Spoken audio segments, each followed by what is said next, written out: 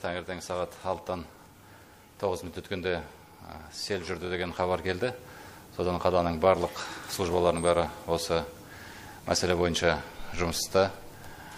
Сол плотинаның басында бәрі шақырылған. Мен соның басынан түсіп келе жатырмын. Бұл екі плотинаға дейін көлден 22 шақырым. Обычно ол 1 сағатта жетеді. 2 сағатта келді су. Яғни оның жылдамдығы төмен, көлемі төмен. Сол себептен ішінде тасы жоқ, баллондары жоқ, жай лайланған су. Көлден ағып шығып жатқан су тоқтады. Визуально ана плотинаның үстінен қараған кезде судың көлемі төмен басылып жатырғаны көрініп тұр. Енді шығып отырған судың бәрі лайланып кетті. Оған қазір біздің бүткіл водоканалдың басшылары қаладағы бүткіл водовоздардың бәрін бір жерге жинап тұрып, қай жерге кімге қанша су керек, сол әзірше водовоздар арқылы су жеткізіп тұратын боламыз.